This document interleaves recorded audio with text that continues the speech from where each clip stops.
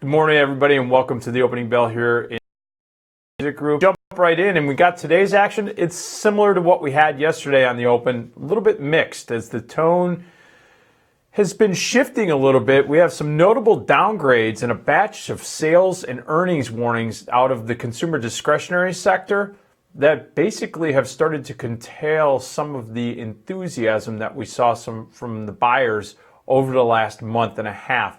The Dow Jones right now is trading down about 13 at 19,815 on the futures. The Russell 2000 futures are trading up roughly around 1. It's been all over the map, but trading at 1356.60. The Nasdaq is trading at 5,023. That's the futures, up about $1.25. And the S&P E-mini futures are trading at 2264.50, down about 25 cents.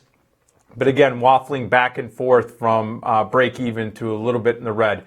The crude markets up 16 cents at 52.12. And taking a look at the gold markets, down 10 cents at 1184.70. And then finally rounding out what I am watching as far as the major indices, the dollar index flat this morning at 101.90.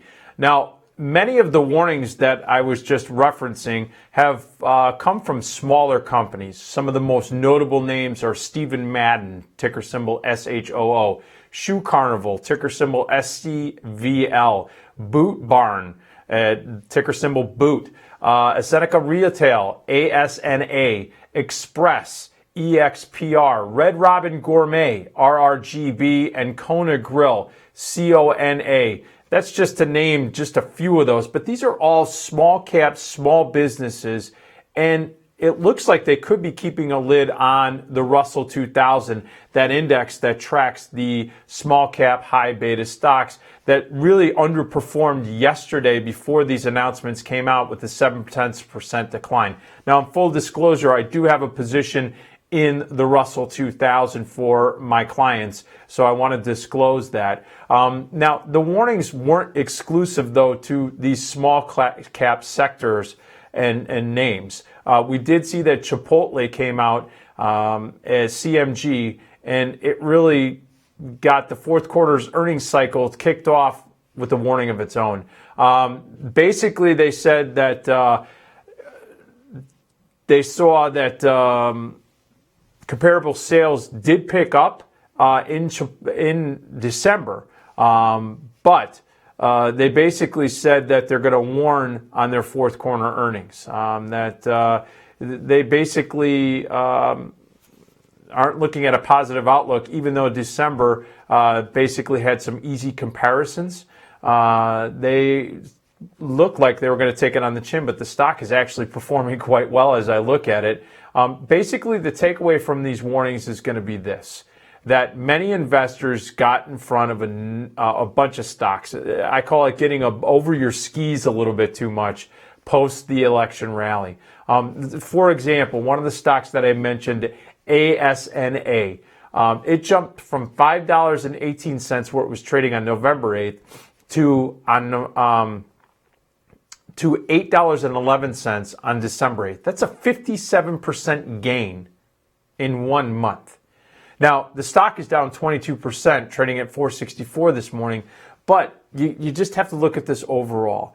And the bottom line is that as this fourth quarter earnings reporting starts to kick in a high gear, and like I said, we're going to have the big banks reporting at the end of this week, any failures in guidance or meeting expectations in earnings could suggest that we could see some pullback. Now, does this mean that we're going to have a huge pullback, 5, 10, 15%? No.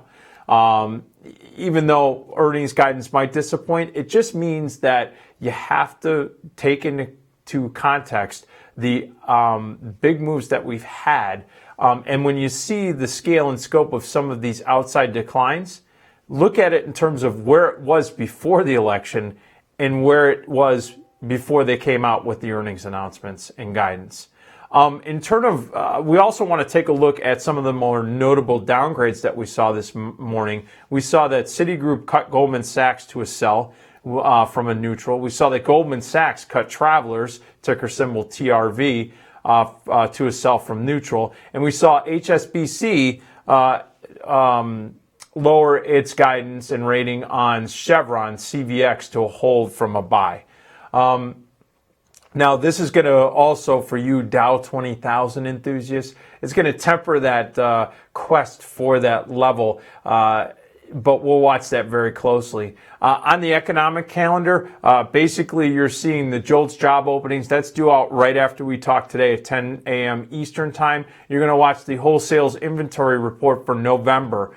We're going to watch that one very closely. And then you also saw that we did have reported earlier this morning the NFIB Small Business Optimism Index that hit a 12-year high at 105.80. So, that's an encouraging level for small business. Remember, small businesses are critical for the hiring activity. But again, just like everything else, we have to see, yes, they might be optimistic, but the proof's in the pudding. And while it's encouraging to see this type of actually translate into economic reality, and we're going to wait and see as the numbers start to roll through now that we're in earnings season. Okay, folks, stay tuned. It's Strategy Now at 1:30 Eastern Time. We're going to start kicking that off. We're going to start looking at some potential earnings names and get you set up so that you can really start setting expectations. And that's going to be 1:30 Eastern Time on Strategy Now here at MarketStream.live. So we'll see you then.